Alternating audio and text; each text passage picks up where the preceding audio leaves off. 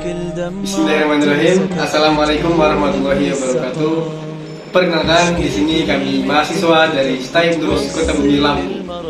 Video ini dibuat untuk menyelesaikan tugas mata kuliah kewirausahaan dengan dosen pengampu Bapak Aan Gunawan MESI.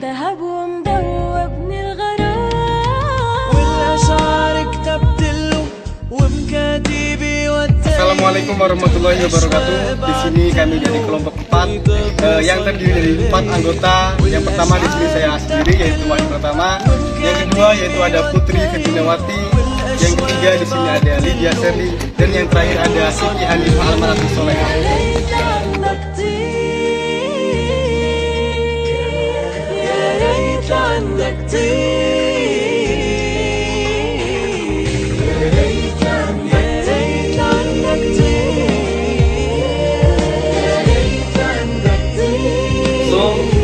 Yuk kita lihat video presentasi dari kami. Assalamualaikum warahmatullahi wabarakatuh. Perkenalkan, nama saya Lydia Serli dari Prodi Pendidikan Islam Anak Usia Dini STAI Ibnurus Kota Bumi Lampung. Di sini saya akan menjelaskan tentang macam-macam usaha. Yang pertama itu ada usaha mikro. Usaha mikro adalah usaha yang produktif yang dimiliki perorangan atau badan usaha yang telah diatur dalam undang-undang. Yang kedua ada usaha kecil menengah. Usaha kecil menengah adalah usaha yang memberikan kontribusi pada suatu bidang yang signifikan dalam memacu perkembangan ekonomi, dan juga usaha yang dilihat dari skala usahanya. Contohnya, dalam usaha rumah tangga hanya mempunyai pegawai 1-9 orang. Masalah yang dihadapi dalam usaha ini adalah dalam melakukan pemasarannya.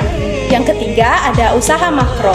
Usaha makro adalah usaha ekonomi produktif yang dilaksanakan oleh badan usaha dengan penjualan lebih besar dari usahanya.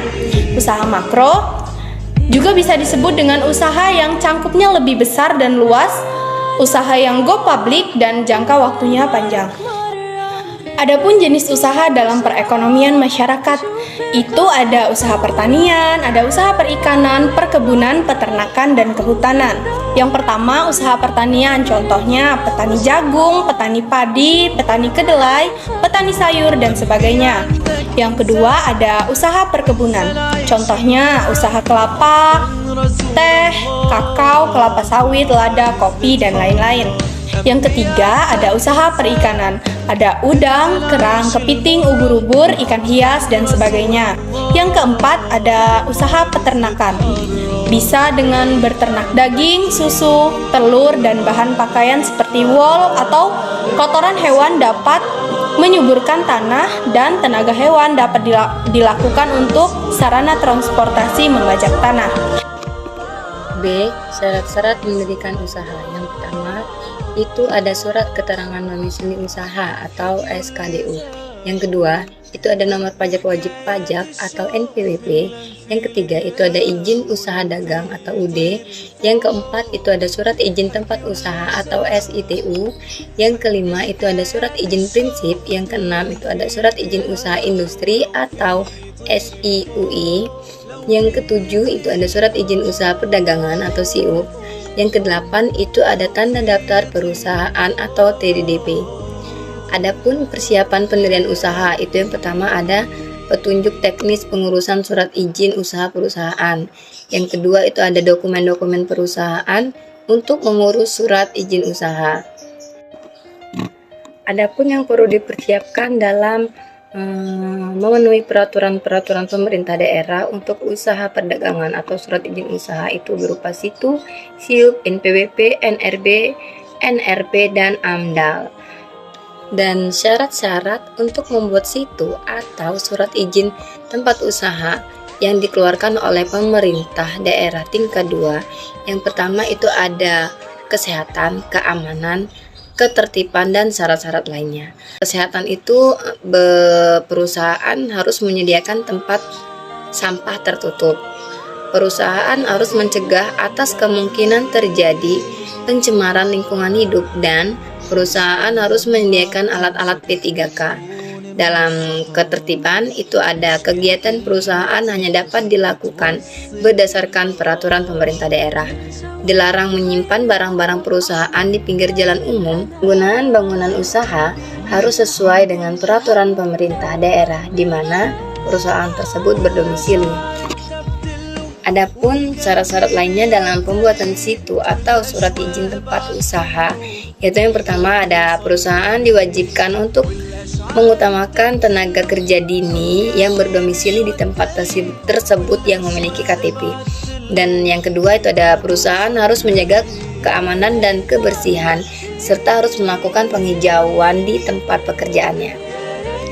Sedangkan NRP itu nomor registrasi perusahaan. NRP disebut juga tanda daftar perusahaan. Berlakunya NRP atau nomor registrasi perusahaan dalam jangka waktu 5 tahun. Kalau NRB itu nomor rekening bank. Syarat-syarat dalam NRB untuk mendapatkan rekening bank itu fotokopi KTP atau SIM, mengisi formulir kartu, contoh tanda tangan. Untuk NRB atau nomor rekening bank perusahaan minimal 2 orang, yaitu bendahara dan manajer. Untuk NRB perorangan orang yang bersangkutan, sedangkan AMDAL itu keseluruhan proses yang meliputi penyusunan analisis mengenai dampak lingkungan bagi berbagai usaha atau kegiatan terpadu atau multisektor.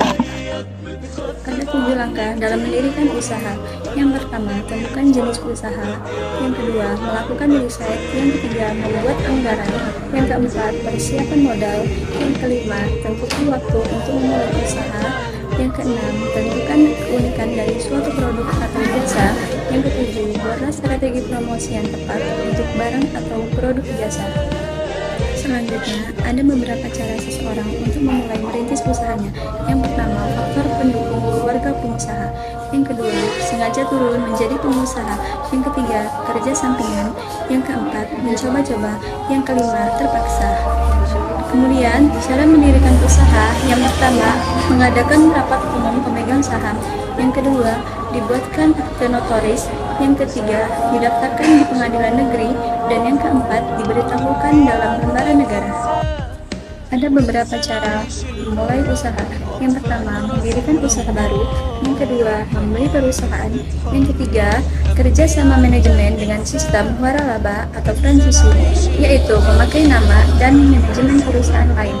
Perusahaan memiliki nama disebut perusahaan induk atau franchisor, dan perusahaan yang menggunakan franchise. Kemudian, dokumen manajemen yang diberikan oleh franchisor berupa 1. Pemilik lokasi usaha. Yang kedua, bentuk bangunan. Yang ketiga, layout gedung dan ruangan. Yang keempat, peralatan yang diperlukan. Yang kelima, pemilihan karyawan. Yang keenam, penentuan atau penyesuaian bahan baku atau produk. Yang ketujuh, iklan bersama. Selanjutnya, faktor yang menentukan bidang usaha yang akan dilakukan. Yang pertama, minat dan bakat. Yang kedua, modal. Yang ketiga, waktu. Yang keempat, laba. Dan yang kelima, pengalaman. Strategi sukses dalam mendirikan usaha.